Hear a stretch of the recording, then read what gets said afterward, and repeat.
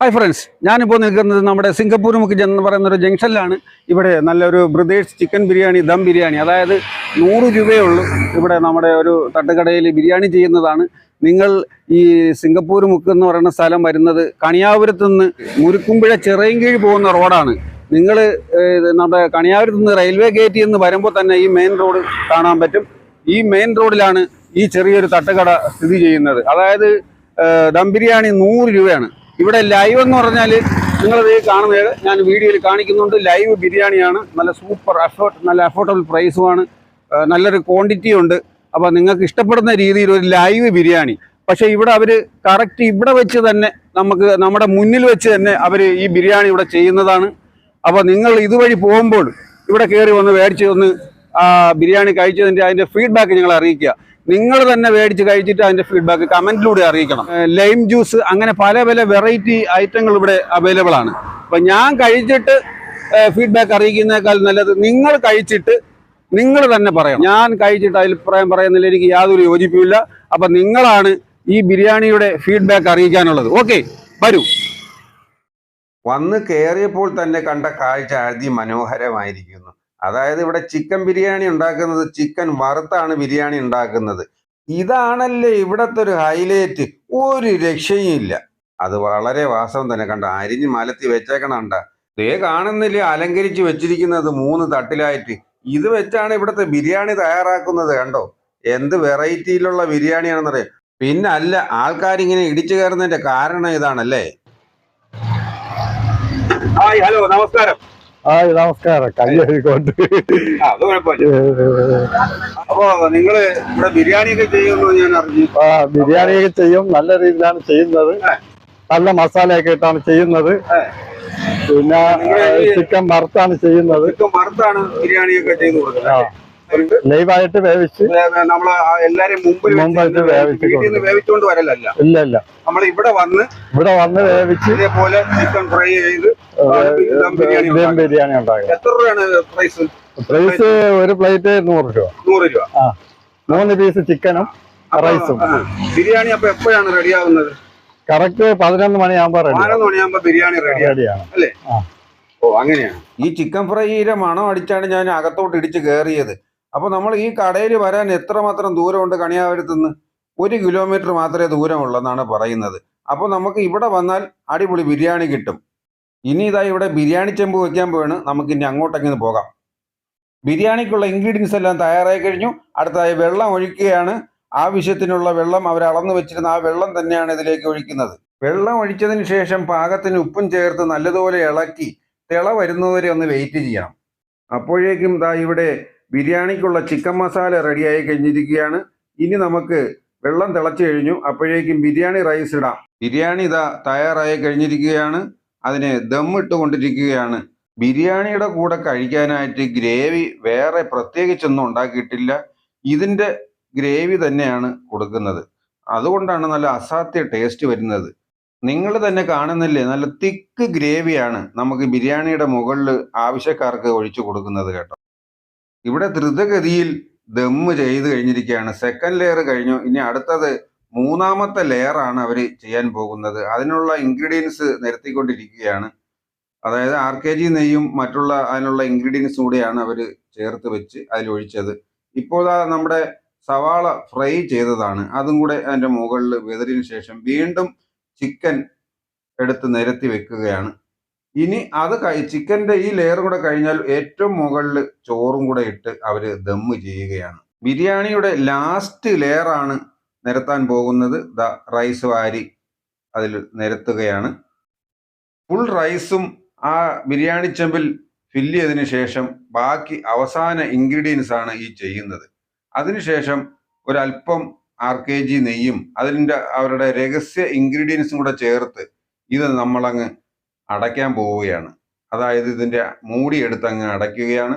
ഇനി ഒരു 1/4 മണിക്കൂറാണ് അവർ പറയുന്നത്. ഇനി 11 മണിയാകുമ്പോൾ ഇത് പൊട്ടിച്ച് കൊടുത്തു തുടങ്ങും. ഷാർപ്പ് 11 അടിച്ചപ്പം ഓപ്പൺ ആയി കഴിഞ്ഞു. ബാവു, സൂപ്പർ തന്നെ. അതിമനോഹരമായ കാഴ്ച തന്നെ കാണാൻ. അതുക്കും മേലെ മറ്റൊരു സംഭവമുണ്ട്. എന്താ നല്ല മണമെന്നറിയാം. നമ്മൾ കല്യാണ ഓഡിറ്റോറിയത്തിൽ ചെന്ന് ആ ഒരു ഫീലും ആ മണവും ഒക്കെയാണ് കേട്ടോ.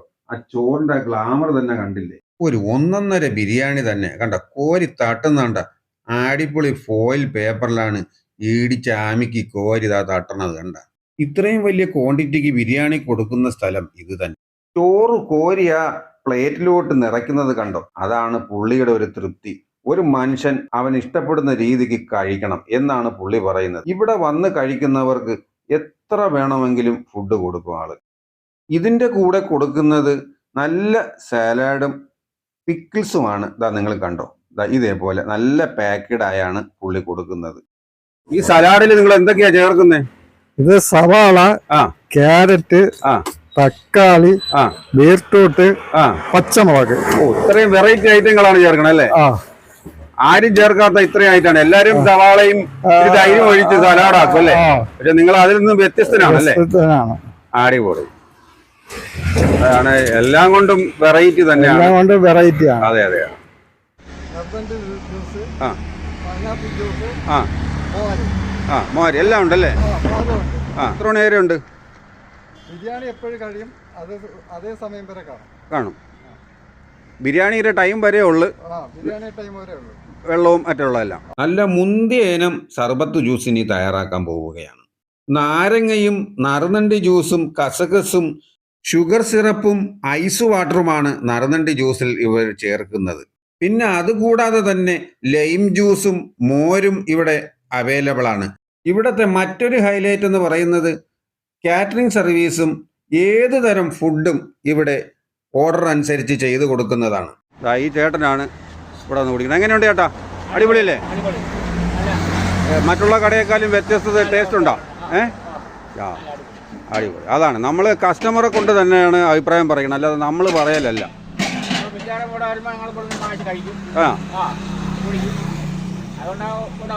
ആ അങ്ങനെയാണ്. Okay okay. ശരി. ദം ബിരിയാണിക്കായി കസ്റ്റമർ വന്നു തുടങ്ങിയിരിക്കുകയാണ്. ബിരിയാണി മേടിക്കാൻ ഇറങ്ങി തന്നെ അല്ലേ? അതെ അതെ. സ്ഥിരം മേടിക്കുന്ന കസ്റ്റമറാ? ഇടയ്ക്കിടയ്ക്ക് മേടിക്കും. എങ്ങനെയുണ്ട്? നല്ല സൂപ്പറാണല്ലേ? സൂപ്പറാണല്ലേ? എവിടെ താമസം? സിംഗപ്പൂർക്ക് തന്നെ അല്ലേ? അപ്പൊ സ്ഥിരം കസ്റ്റമറാണ്. നമ്മുടെ കല്യാണ ബിരിയാണി സെയിം തന്നെ അല്ലേ? Okay, thank you. വരുന്നവർ പാഴ്സലാണ് 10ഉം 20ഉം പാക്കറ്റ് പാഴ്സൽ മേടിച്ചുകൊണ്ട് പോകുന്നത്. ഇവിടെ ഇപ്പോൾ ഞാൻ കാണുന്ന കാഴ്ച കൂടുതലും പാഴ്സലാണ്. ഇരുന്ന് കഴിപ്പുകാർ കുറവാണ് കേട്ടോ. എന്നാലും ഇരുന്ന് കഴിക്കാൻ അത്യാവശ്യം സ്ഥലവും ഉണ്ട്. പിന്നെ ബിരിയാണി മേടിക്കാൻ ഇറങ്ങി തന്നെ? അതെ, ബിരിയാണി ഇറങ്ങിയാണ്. പുള്ളി മീൻ വിറ്റിട്ട് മീൻ വിൽക്കണ പൈസ കൊണ്ടാണ് പുള്ളി ബിരിയാണി മേടിക്കാൻ പറഞ്ഞത്. അപ്പൊ അത്രയും നല്ല ടേസ്റ്റ് ആണ് പുള്ളി പറയുന്നത്. എങ്ങനെയുണ്ട്? നല്ല ബിരിയാണിയാണോ? നല്ല ബിരിയാണിയാണ്. ഇന്നലെ വന്നിട്ട് കിട്ടിയതുമില്ല. അല്ലേ? കണ്ട എങ്ങനെ ഇന്നലെ പോലും തിരക്കി വന്നിട്ട് പോലും കിട്ടാത്ത ബിരിയാണിയാണ്. കല്യാണ ബിരിയാണി അല്ലേ? അതെ, നല്ല സൂപ്പർ ടേസ്റ്റ് ആണല്ലേ? പിന്നല്ല, ഞാൻ വിട്ടുകൊടുക്കത്തില്ല. ഇന്ന് നേരത്തെയാണ് ബിരിയാണിക്കായി ആളെത്തിയത്. ബിരിയാണി മേടിച്ച് വളരെ സന്തോഷത്തിന് വേണ്ടി ഹാണും ഒക്കെ അടിച്ചാണ് പുള്ളി പോകുന്നത്. ആ ബിരിയാണി കിട്ടിയതിന്റെ സന്തോഷമാണ്. അടിപൊളി ബിരിയാണി, എല്ലാരും പറയണം. ഇങ്ങനെയൊക്കെയുള്ള നല്ല കസ്റ്റമർ വേണം. അങ്ങനെ ഒരുപാട് കസ്റ്റമർ വാഹനത്തിലും ബൈക്കിലുമൊക്കെ വന്ന് പാഴ്സൽ മേടിച്ചുകൊണ്ട് പോകുന്ന രംഗം എന്റെ ക്യാമറ കണ്ണിലൂടെ ഞാൻ പകർത്തിയെടുക്കും. ബിരിയാണി മേടിക്കാൻ വന്നാണല്ലേ? അതെ അതെ. എവിടെന്നാ വരുന്നത്? ഞാൻ ഇവിടെ അടുത്ത് തന്നെയാണ് വീട്. അപ്പം ഇന്ന് വീട്ടില് ഉണ്ടാക്കിയില്ല. അപ്പൊ പിന്നെ മുമ്പൊരു തവണ വാങ്ങിച്ചിരുന്നു. അപ്പം ഇതേപോലെ എന്തെങ്കിലും സന്ദർഭം ഉണ്ടെങ്കിൽ ഇവിടെ തന്നെ വാങ്ങിക്കണം എന്ന് മനസ്സിലുണ്ടായിരുന്നു. അപ്പൊ ഇന്ന് ഉണ്ടാക്കാൻ പറ്റാത്തതുകൊണ്ട് അത് ഓർത്ത് ഇങ്ങോട്ടേക്ക് തന്നെ വന്നു. നല്ല രുചിയാണ്, മാത്രമല്ല വിലയും അഫോർഡബിൾ പ്രൈസ് ആണ്. താങ്ങാവുന്ന ചെറിയ പൈസ ഉള്ളൂ, പക്ഷെ ഗുണം നല്ല ഗുണമുണ്ട്. അതേ സ്ഥാനത്ത് ഇതേ ഗുണമുള്ള ഒരു ബിരിയാണി ഇവിടെ കഴിക്കണമെങ്കിൽ ഇതിന്റെ ഡബിൾ റേറ്റ് ഇവിടെ ഇതിൽ കൂടുതൽ വരും. പിന്നെ അത് മാത്രമല്ല ഇവിടെ നാടൻ ചേട്ടൻ തന്നെയാണ് നമുക്ക് കുറച്ചും കൂടി വൃത്തിയിൽ കഴിക്കാം. അതെ അതെ അതെ. ലൈവ് ബിരിയാണിയാണ് ഇവിടെ ചെയ്യുന്നത് അല്ലേ? അതെ. അതുകൊണ്ട് നമുക്ക് വിശ്വസിച്ച് കഴിക്കാനും നല്ല ഒരു കല്യാണ ഓഡിറ്റോറിയത്തിൽ ഉണ്ടാക്കുന്ന ബിരിയാണിയുടെ ഒരു ടേസ്റ്റും എല്ലാം ഉണ്ടല്ലേ? കല്യാണത്തിന് ഉണ്ടാക്കുന്ന പാചകക്കാരനാ കേട്ടത്. അതെ അതെ അതെ. മലയാളിയാണ്. അപ്പൊ നമുക്ക് വിശ്വസിച്ച് ഹൈജീനിക്കായിട്ട് കഴിക്കാം. അതെ അതെ. നല്ല ടേസ്റ്റ്, നമുക്ക് നല്ല വിശ്വസിച്ച് കഴിക്കുകയും ചെയ്യാം. നല്ല ഉണ്ടാക്കുന്നത് കൊണ്ട് നമുക്ക് വിശ്വസിച്ച് കഴിക്കാം അല്ലേ? അതെ. ശരി, താങ്ക് യു. അങ്ങനെ ദം ബിരിയാണി കഴിക്കാനായി ടേബിളിലേക്കായി ഓരോരുത്തർ വന്നു തുടങ്ങിക്കഴിഞ്ഞു. എന്റെ ക്യാമറ കണ്ണുകൾ വന്ന കസ്റ്റമറിന്റെ നേരെ തിരിഞ്ഞു. ഇനി നമുക്ക് ഈ ബിരിയാണി കഴിച്ചതിൻ്റെ ഫീഡ്ബാക്ക് ഇവരിൽ നിന്നറിയാം. ഒരു യൂട്യൂബറായ ഞാൻ ഈ ദം ബിരിയാണി കഴിച്ചിട്ട് അഭിപ്രായം പറയുന്നേക്കാൾ നല്ലത് ഇവിടെ ഇരുന്ന് ഈ ബിരിയാണി കഴിക്കുന്നവരുടെ അഭിപ്രായമാണ് എനിക്കും കടയുടമസ്ഥനും വേണ്ടത്. ബിരിയാണി എങ്ങനെയുണ്ട്? അടിപൊളി. അടിപൊളി അല്ലേ? നല്ല ബിരിയാണി. എങ്ങനെ നമ്മുടെ കല്യാണ ബിരിയാണിയിൽ ഒരു ടേസ്റ്റ് ഉണ്ട് അല്ലേ? നല്ല ബിരിയാണി. സ്ഥിരം വരുന്നവരാണോ നിങ്ങളൊക്കെ? സ്ഥിരം വരുന്നവരല്ലേ? എന്നല്ലേ? ഇവരിവിടെ സ്ഥിരം വരുന്ന കസ്റ്റമറാണ്. ഇവരിൽ നിന്നും സത്യസന്ധമായുള്ള വാക്കുകൾ നമുക്ക് പ്രതീക്ഷിക്കാം. എവിടെ നിന്ന് വരുന്നതാ? കഴക്കൂട്ടത്ത് നിന്നാണ് വരുന്നത് അല്ലേ? ഈ ബിരിയാണി കഴിക്കാൻ വേണ്ടി തന്നെയാണ് വരുന്നത്. അപ്പൊ നിങ്ങൾ വീട്ടിലും ഒന്നും പോവാതെ തന്നെ ഈ ബിരിയാണിക്ക് വേണ്ടി ഇവിടെ വരുന്നത് അല്ലേ? ചേട്ടാ എവിടെ നിന്നാ വരുന്നേ? ഞാൻ ഇവിടെ നമ്പ്യാർത്തി താമസിക്കണേ. അല്ലേ? വീട്ടിൽ പോയിട്ട് വരുമ്പോൾ താമസിക്കും. ഉണ്ടിട്ടൊക്കെ ഇറങ്ങുമ്പോഴേ പറ്റില്ല. അപ്പൊ ഇവിടുത്തെ ബിരിയാണി സൂപ്പർ ടേസ്റ്റ് ആണല്ലേ? കൊള്ളാം. അടിപൊളി.